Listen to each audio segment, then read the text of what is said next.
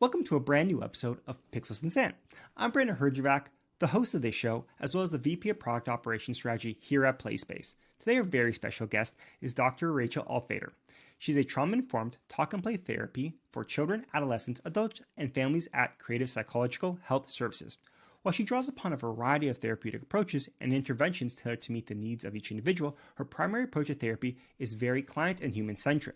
Today's episode, we talk about play therapy, some of the misconceptions around it, and really how it can be utilized within the therapeutic world.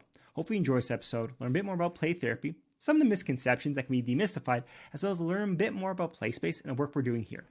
Alrighty, so first question to start off, how has technology changed how people access mental health care in your mind? I would say it's just more accessible, right? Which maybe is not fully the answer, but it is. It's more accessible. Just thinking about how many people weren't able to go to therapy, right? Like whether it is because of socioeconomic needs, not being able to find transportation or not having the time in their busy schedule. It's just assisted virtually specifically has really assisted people in being able to access who might not have had access. I'm also thinking about rural areas. People in rural areas may have limited clinicians that they can go to, or they may know the clinicians. I know that that's sometimes a challenge for clinicians in small towns. You know everyone. So I'd say that. But I'll say with digital tools, it's enhanced offering. It's allowed for more therapeutic interventions to be implemented in innovative ways. And what are some of the challenges then? Obviously now technology is being used in everything in life. You can't even go to a grocery store without having to use tech or scan something. But what are some of these big challenges you think that we're overcoming, but are still some big challenges when it comes to integrating tech within therapy or at least healthcare in general? A lack of familiarity, a lack of comfort. So I immediately think of generational differences, that more like seasoned clinicians or just older individuals, they didn't grow up. Even me, I'm a millennial. Like I grew up in a technology era, but I wasn't allowed to have technology. So I had a steep learning curve as a young adult into my adulthood. But a lot of younger generations, well, not a lot. Well, no, I'll say a lot, because while kids nowadays are digital natives, they only know a world that is rooted in technology. Not everyone has access. I think that definitely there's a lot more. So I think it's a steep learning curve for people, and that's really challenging. And that brings discomfort, because for a clinician, you need to have competence and comfort in what you're doing, knowledge in what you're doing in order to practice ethically. And so if you didn't grow up with this, and then you're not comfortable with it, and then you're thrown into incorporating it in your services, there's misalignment there, and that causes a lot of concerns. And what are some, I guess, obviously there's a lot of challenges, what are some of those common misconceptions? I guess we're working with a colleague who is maybe hesitant. Is there some of these common misconceptions that people assume to be true or more difficult with technology, or at least moving digital or virtual, that just isn't true in real practice? My immediate thought is the dangers of the internet, which in part is true. It is true in part, but there is, I think, a lot of resistance to incorporating something that's unfamiliar because of this fear of potential danger. And I would say that if it's implemented in healthy ways, right, we're trying to raise healthy digital citizens, then it doesn't necessarily have to be a negative, scary, bad experience. And I also think if something comes up in a session that maybe isn't the most appropriate, that is the perfect space to really learn, right? Sometimes kids or people, right, are exposed to things that they don't really realize is not okay.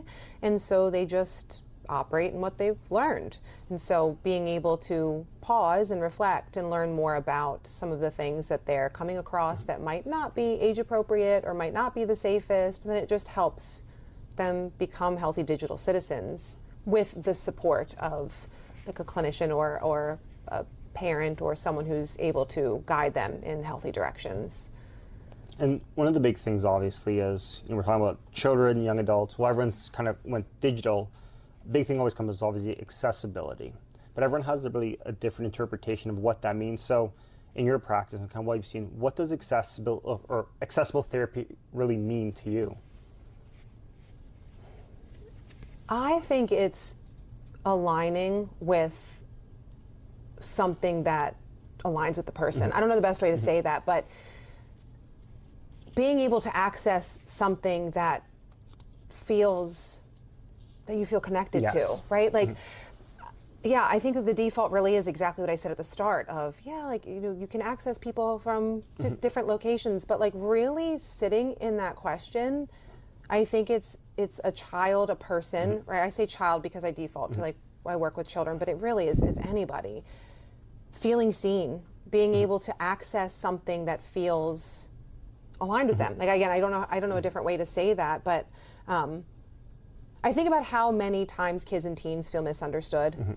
They don't think that adults get them, and quite frankly, we don't, right? Because there is a difference. There's a generational difference. There is, there's also some stuff that kids and teens don't want adults to know. Yeah. But being able to access something that's aligned with them, I think it really helps, it helps shape therapy in a different way that, while they could still reach the same goals in therapy, it's in a way that feels more comfortable to them.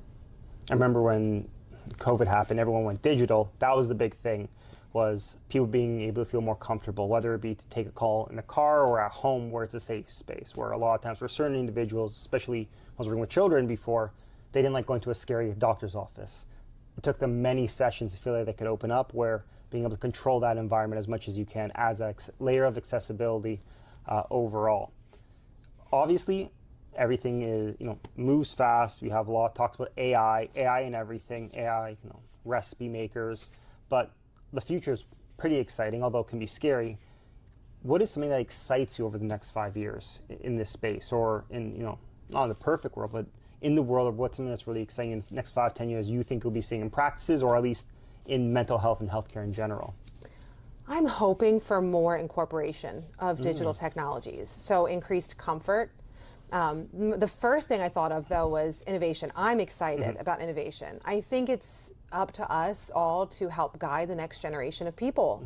And so how exciting to be able to do that in a way that is exciting. It's so, I think if we push against something that is uncomfortable for us, is unfamiliar to us, we are not advancing as a collective. I'm excited to be on the forefront of an inevitable digital evolution.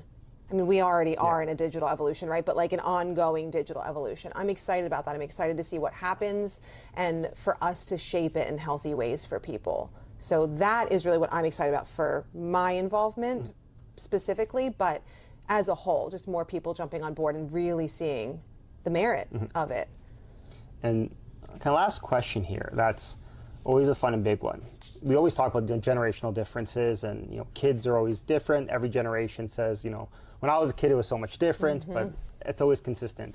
Is there something, especially working with children, that adults don't realize, like that we're more similar all generationally than we think we are? Is there something that stands out that kind of is like, no matter how old you are, or within reason, that's like, hey, it's the same challenges, same thing occurs, but people don't assume so just because they're, a child's younger and may not have the same experiences. Yeah, I don't know if this fully answers your question, but what I'm thinking about is perspective. And I think it's so important for us to recognize that we are all operating from the way that we see the world, and that is a similarity.